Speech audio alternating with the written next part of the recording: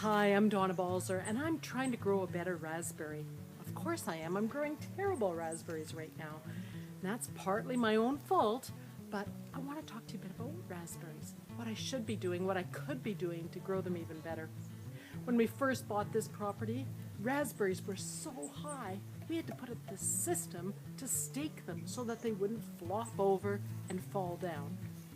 Now, well, as you can see, they're barely 4 feet tall.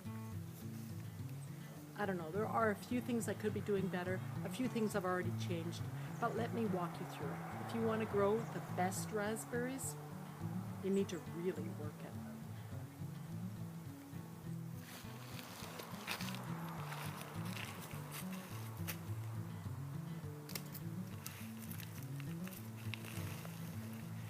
These raspberries are disgusting. The leaves are yellow, the individual raspberries are small. I really could have done something better. I'm a gardener and I know better, but I haven't done it. Here's what raspberries love and need.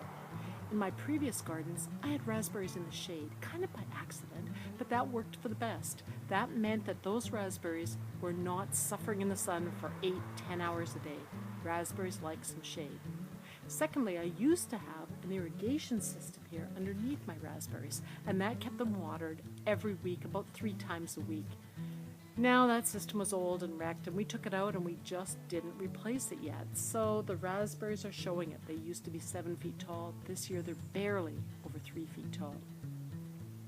The third thing with raspberries is nutrition. You have to make sure you have good, rich soil with lots of compost. I didn't add any compost. This spring I added some bark mulch because I have a new chipper, a lovely Elliott chipper, which, I want everyone to have, but I didn't put any extra manure on. I'm a real fan of biochar, and I should have mixed that biochar with the manure and top dressed it this spring on my raspberries. I didn't do it. So this combination of extreme light, low water, and low nutrition has meant my raspberries are not looking fabulous. In fact, they've got all the signs of a plant that's drying out.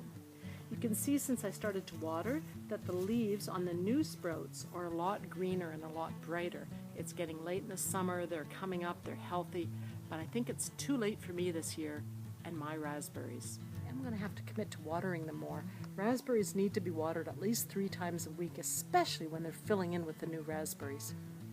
I'm also going to have to put more nutrition on them, and I'm going to do that this fall when I mix the biochar and the manure and top dress this bed that right now has lots of bark mulch on it, but not a lot of active nitrogen.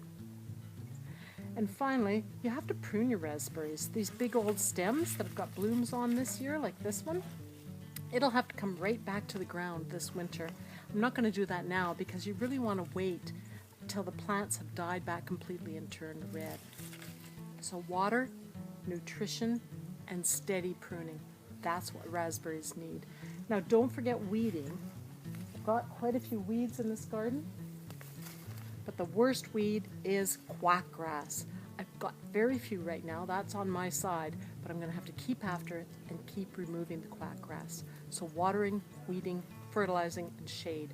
Those are the 4 things that raspberries really need.